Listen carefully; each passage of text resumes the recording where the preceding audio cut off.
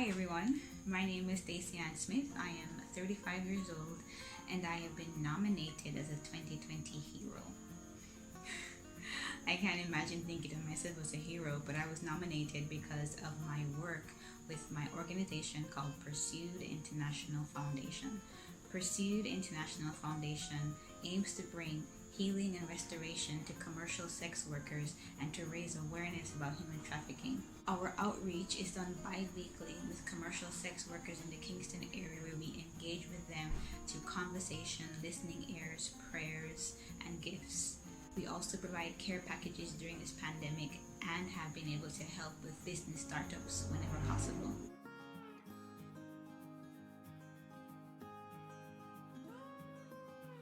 This ministry was started because of an article I read from a magazine company that I was a part of.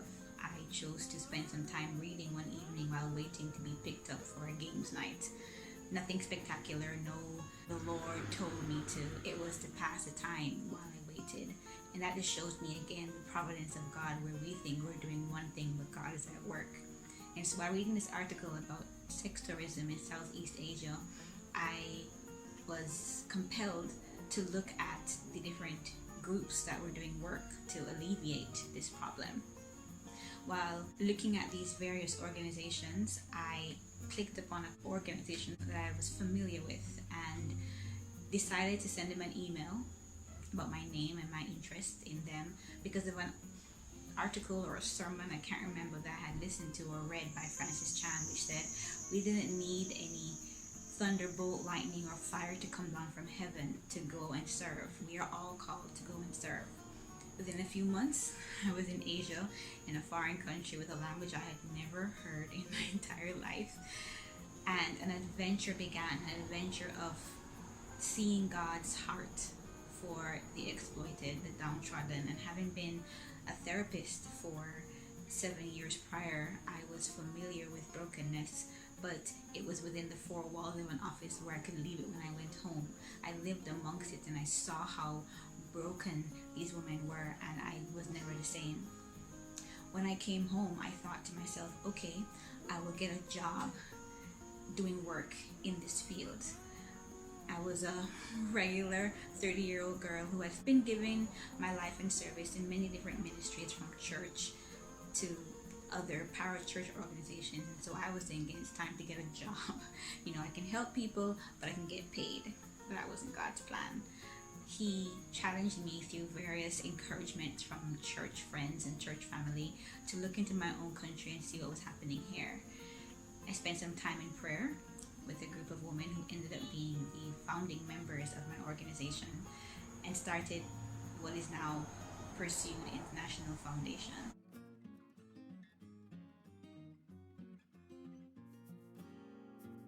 It has been an interesting journey of ups and downs. I have had so many persons who tell me they admire what I do, but yet there was a hesitation to help. And that was one of the first things I had to overcome the expectation that because there is a need, everybody would just jump on board. I mean, they would see it's important, right? This is a big deal, helping women on the street. But your burden isn't everyone's burden, and that's okay. Each of us have been called to something, and that thing you're called to, you do it wholeheartedly and you do it well, not holding any kind of animosity towards persons who wish you well because they see the importance but who don't have that same burden. I think I had to really allow God to do some personal healing in my own life so that what I saw on the street wouldn't be something I carried home every day. And with the lesson of remembering it is His ministry, when I surrendered to that, He has begun to open so many doors for us.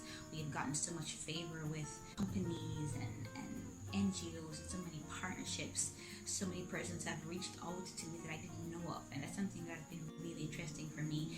I expected it to be the persons who I knew, but it's been persons who I don't know, and persons who I wasn't thinking of, who I knew in acquaintances in passing, that God has used to really expand and the reach of this ministry.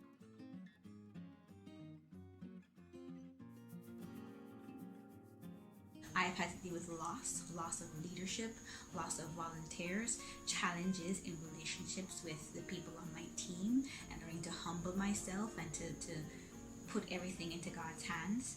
We have experienced being threatened on the road, both by the woman on the street and by persons with you protecting us. It's been an up and down, beautiful adventure of surrender and trust.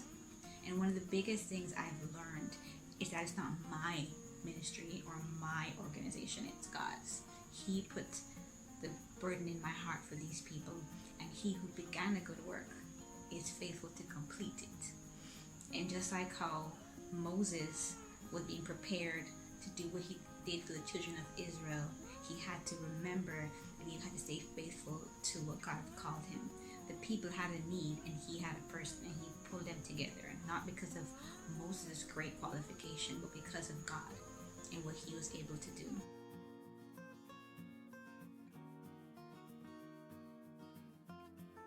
Many people desire to give, and that's been very, very, very amazing for our ministry. We've had persons volunteer services, volunteer time, volunteer gifts, and it's been amazing. You know, in the past 2 years, we've been able to host a Christmas outreach and give out bags of gifts for women who only were seen as persons who should be giving to others. And I remember one night we decided to use our Christmas outreach as a time for evangelism. You had to be there to understand the impact of watching women who people drove by honking at for their own pleasure, standing there transfixed by the testimony of a woman who had been just like them on the streets, selling her body, not realizing that the Father, the God of the universe, knew her by name and said she was worth more than what she did with her body.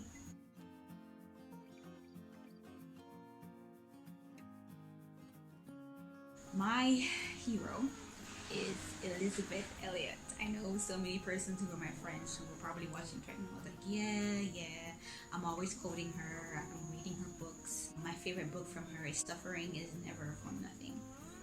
I've gone through a lot in my own life, which time would not afford me to talk about today. Rejection, abuse, and one of the things that I've really seen that the Lord taught me through His Word, but also through, what I've read from Elizabeth Elliot, is that everything that we go through, God uses for His glory and has a purpose. What I have been through has helped me to identify with and engage with women with empathy and compassion that I don't think I would have had outside of my experiences. Elizabeth Elliot was about obedience to the Lord. Obedience, regardless of what it cost her. Love life, comfort. At the end of the day, is about honoring the Lord, and that's what I want my life to be about. At the end of the day, I'm honoring the Lord with my time, with my talents, with my losses, with my gains. I don't think what I'm doing is unique. It just requires stepping out and being obedient. There have been things that have been hard, but I wouldn't trade it for the world. Thank you for listening, and I hope you are encouraged to do the same. God bless.